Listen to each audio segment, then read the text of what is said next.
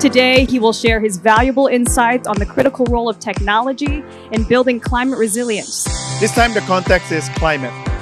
And I think it's something that we cannot deny anymore. We got number one. And this is the number one we're not super proud about. We're now the number one most climate at-risk country in the world. Anything in that space, democracy and governance, and definitely biodiversity conservation, wildlife conservation, environmental and climate change resilience and adaptation. Because we believe that it's very difficult now to define who is the Filipino scientist. The Filipino scientist may be residing in Copenhagen or in San Francisco, but is always also in search for ways to solve problems in the Philippines and that confront our local communities and families. Let's bring out that good news so that all of these initiatives, all of these projects that need scale can have the investment necessary. Big programs on AI for weather forecasting, so that predictions can be more efficient and effective. AI for food security, AI for environment, and AI for geospatial analytics and many more. Climate resilience to me looks like a future where anyone and everyone has access to clean air, clean water, and a society that is transparent, and we know and understand where the companies and institutions that we support, where their money comes from, where they put that money, and have access to information that helps us really democratize access to all of that information. What we learn as we work in those areas that climate is actually a huge source of the challenges people there are facing.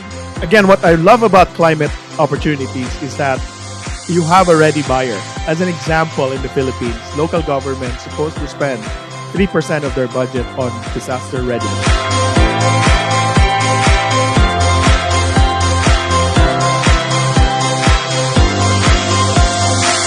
So its protection is vital not only for the Philippines and the communities that depend on it, but also for the world. And so as a university, it is important that we keep our green identity. And that's why we're very strong in terms of environment, climate change, and sustainability.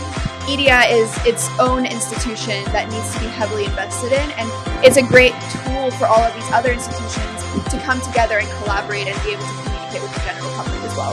And I guess that's one way to fix the whole problem, and hopefully everybody adapts to it. And those challenges that Winston talked about, where we innovate in the places where the challenges are, and we'll continue to do that.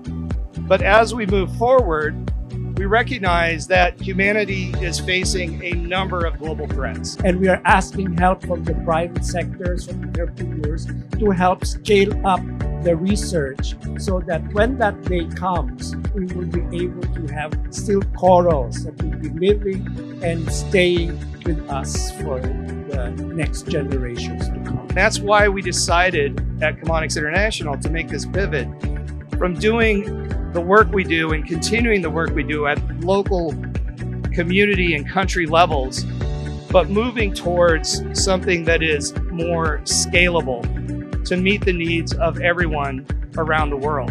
Because if we're going to be able to get to a sustainable future, if we're going to be able to achieve the Sustainable Development Goals, we're going to be able to ensure that next generation, generations after that won't even know what we've done, are able to thrive, we're going to have to mobilize private capital. And we think there's a strong thesis and rationale to do so. I have built 14 startups in my life. I've exited 3, invested in 30, and I haven't been more excited as both an entrepreneur and a venture capitalist than in this climate context. So I think that's the next frontier for climate innovation, is to really solve the behavioral aspect of what humans really need. What's unique and different in climate is it's almost impossible to do something wrong. The definition of climate resilience is so that it can be understood by common individuals, common Filipinos, so that they can better appreciate what to do in let's say resiliency issues and climate change and adaptation. We believe that there is only one Philippines, and that and that the more we put our minds together in finding solutions and exposing ourselves to various parts of the archipelago and looking for, I should say, customized solutions to confront these matters, I think the better it is for all of us.